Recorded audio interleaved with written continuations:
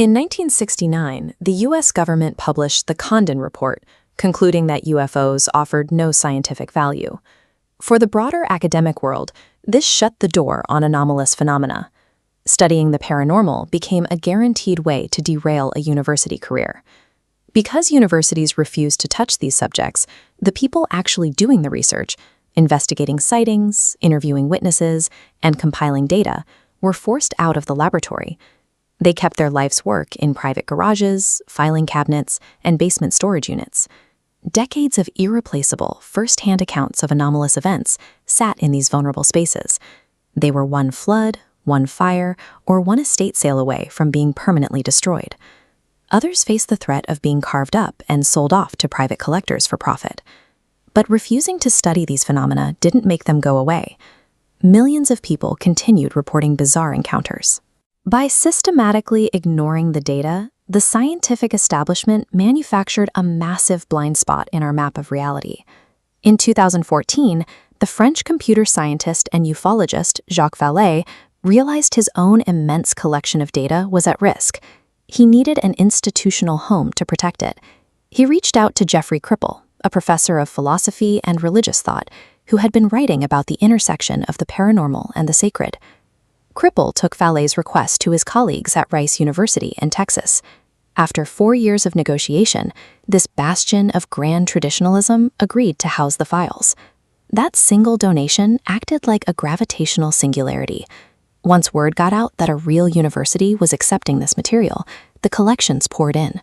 Within a few years, the project absorbed over 15 separate collections, containing more than 1 million individual documents. Decades of exiled data finally had a secure home. A major American university had officially stepped forward to act as the custodian of the impossible.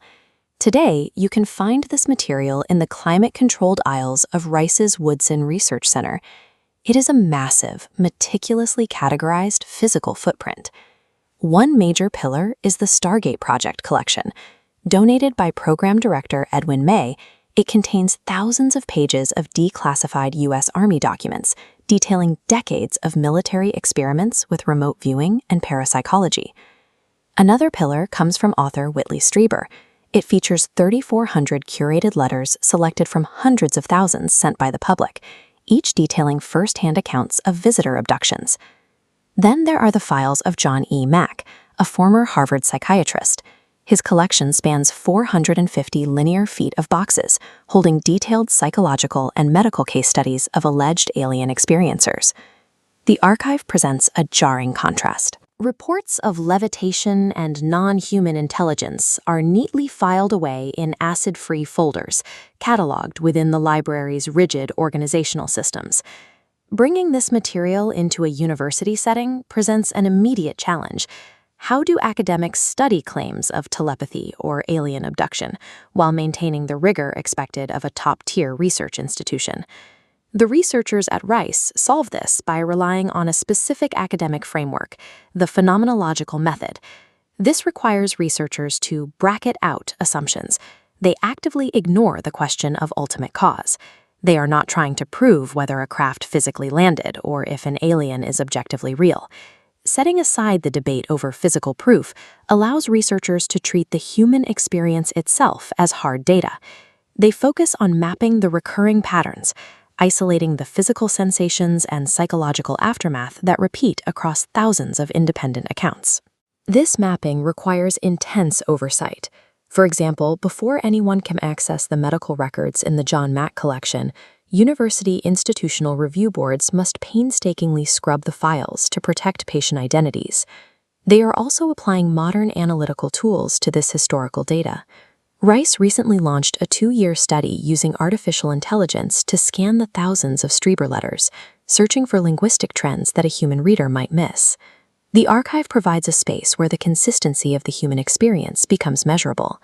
It turns thousands of unique, subjective stories into a usable, rigorous, and globally recognized scientific field of study for modern academics.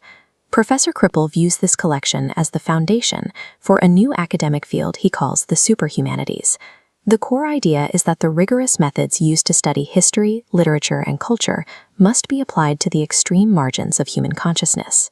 This requires thinking impossibly, the recognition that when an event is labeled impossible, it indicates that our current scientific assumptions have reached their limit. The organized data shatters those previous boundaries. We now have over 1 million documents tracking precognition, aerial anomalies, and time distortions. Whether these turn out to be physical craft or untapped potentials of the human brain, the sheer volume of organized evidence requires an explanation. The archives of the impossible demonstrate that these anomalies are a persistent, measurable part of the human story. They are data that academia can finally begin to process.